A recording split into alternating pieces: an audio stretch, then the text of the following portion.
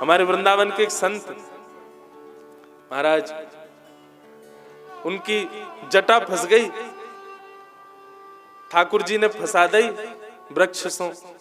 लाल जी प्रकट है गए, सबन ने आकर के कही, संत महापुरुषन ने बोले बाबा हम उलझा दें, हम सुलझाए दें। बोले ना, जाने उलझाइए, वही सुलझावे को आकर के। गोस्वामी तुलसीदास जी विनय पत्रिका में कहते हैं, हम संसार रूपी माया में उलझाए कौन ने? बोले ठाकुर जी ने उलझाए। वो पड़े रहो, जई आएंगे सुलझावे हमें, हम ना कर रहे कछु। अरे उलझाए तुमने लाल जी। निज कर गूथ सुमन के गजरा, निज कर गूथ सुमन के गजरा, ये अपने हाथ पहरावत है, ये अपने हाथ पहरावत है। तू है सखी बड़ भाग बड़ी, नंदलाल तेरे घर आवत है। तू है सखी बड़ भाग बड़े, नंदलाल तेरे घर आवत है। तू अपनो श्रृंगार करत है, तू अपनो श्रृंगार करत है, तू अपनो श्रृंगार करत है, तू अपनो श्रृंगार करत है। दर्पण हाथ दिखावत है, ये दर्पण हाथ दिखावत है। तू है सखी बड़ भाग बड़ी, नंदलाल तेरे घर आवत है। तू है सखी बड़ भाग बड़े, नंदलाल तेरे घर आवत है। और सब कोई इनको यश गावत, सब कोई इनको यश गावत, सब कोई इनको यश गावत, सब कोई इनको यश गावत। पर ये तेरो यश गावत है, ये तेरो यश गावत है। भैया एक बात मेरी निश्चित मानियो, यहाँ जितने भी श्रोतान के सिर पे उर्दपुंड है ना,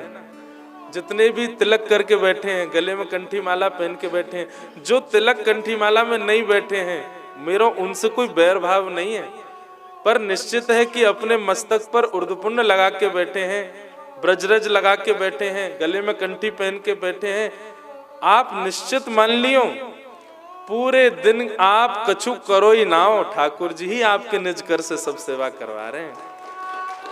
अरे ये तिलक लगावे की सामर्थ मुंह में कब से आ गई? मैं तो महापतित पापी जीव, ये तिलक में कैसे लगा सकूं? ये तो श्याम सुंदर ही लगा के जामे। हमें लगे कि हम अपने निजकर्षों लगा रहे हैं, पर नहीं, ये तो ठाकुर जी लगा में। ये जितने भी वैष्णव वेशधारी हैं, ये अपने निजकर से कछु क्रिया ना करें भैया, ठाकुर जी ही उनके चित्त में बैठ करके सब क्रिया उनकी करें। ठाकुर जी हमारी उल्टी सेवा, अरे बड़ो छलिया है, छुप छुप के सब काम कर जाए, हमारी सेवा कर जाए, हमको भोजन पवा जाए, हमको तैयार भी कर दे। और सुनो, हमारे तिलक को देख करके, हमारे वेश को देख करके, अरे हम जा मार्ग से निकले, चार लोग चर्चा करें, उन चर्चा में दो निंदा कर रहे हैं तो दो हमारी स्तुति कर रहे हैं, जो दो स्तुति कर रहे हैं वो भी श्याम सुंदर ही करवा रहा हूं हमारी। सब कोई इनको यश गावत, सब कोई इनको यश गावत। पर ये तेरो यश गावत है, ये तेरो यश गावत है। कुंभन दास लाल गिरधर के, कुंभन दास लाल गिरधर के, ये तो तेरे ही हाथ बिकावत है, ये तो तेरे हाथ बिकावत है। तू है सखे बड़ भाग बड़ी, नंदलाल तेरे घर आवत है। तू है सखी बड़ भाग बड़े, नंदलाल तेरे घर आवत है। गोपियां कह रही हैं, अरे हम दूसरों की स्थिति देख रही हैं, वृक्षण की स्थिति देख रही हैं, देवीन की स्थिति देख रही हैं, हिरणीन की स्थिति देख रही हैं, और फिर अपने आप को कोस रही हैं। अरे कोस काहे को रही हो? ये सब तो वो हैं जो कृष्ण को कभी स्पर्श भी ना कर सके। जब उनकी स्थिति ऐसी है सके, तो हम गोपी तो नित्य रहे में उनके साथ। अरे वो बिन बुलाए आ जाए हमारे घर, हम लोगन की स्थिति क्यों नहीं होगी?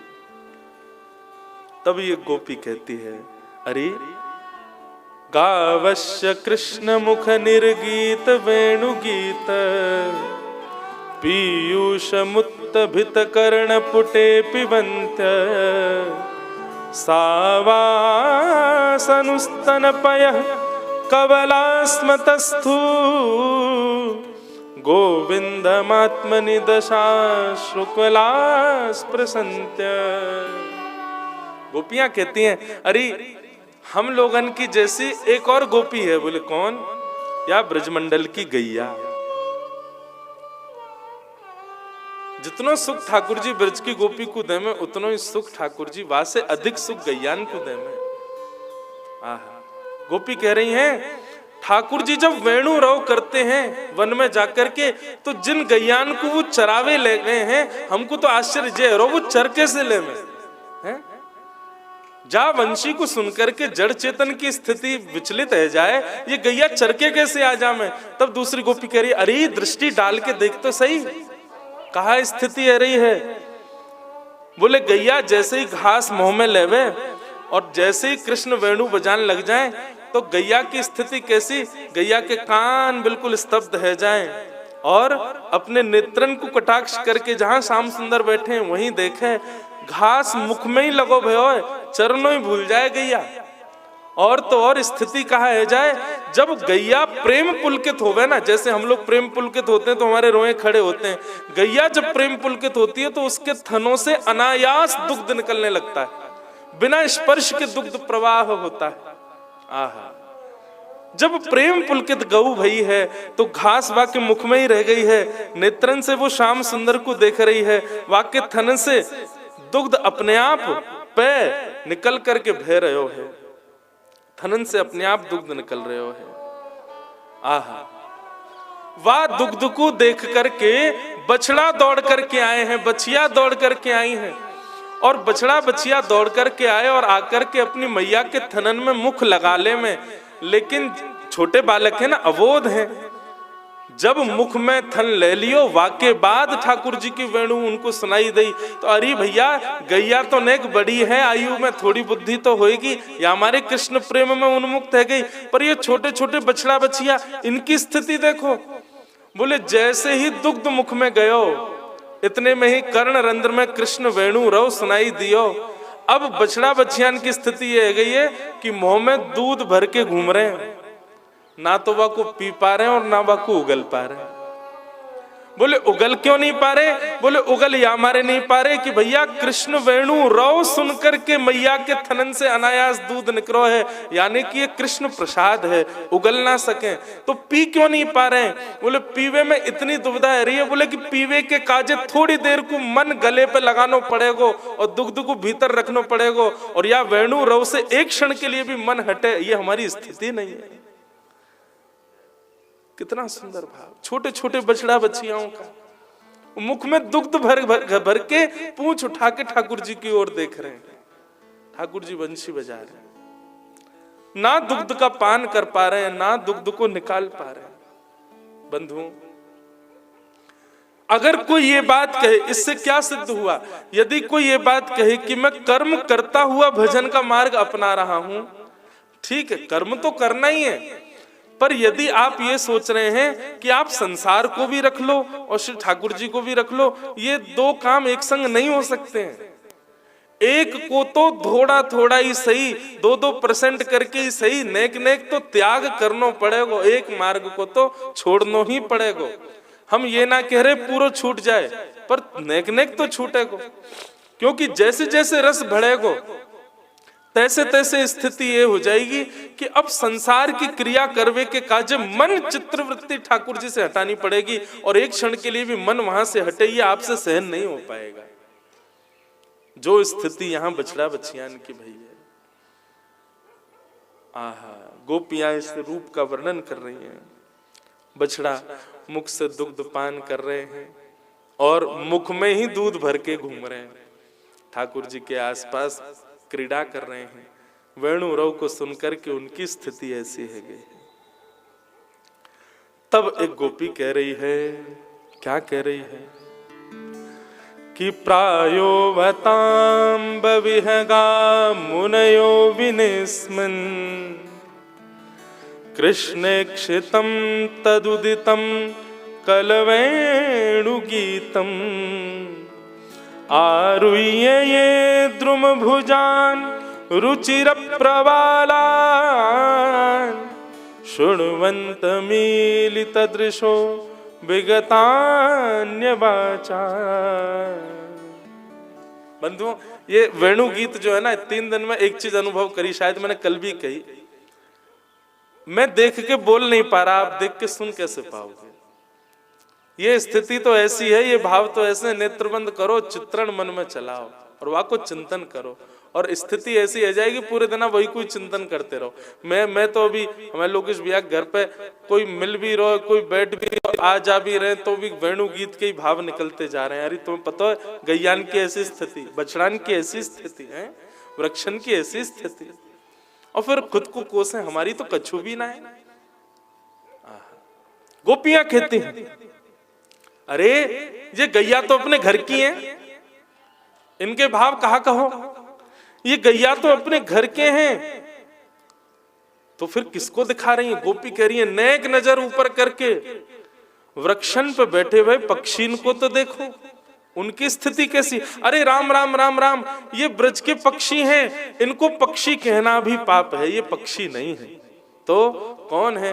बोले ये कृष्ण प्रेम में उन्मुक्त रहने वाले ऋषि, महर्षि और गंधर्व जन ही पक्षी के रूप में आए हैं। पक्षी कैसे बैठे हैं?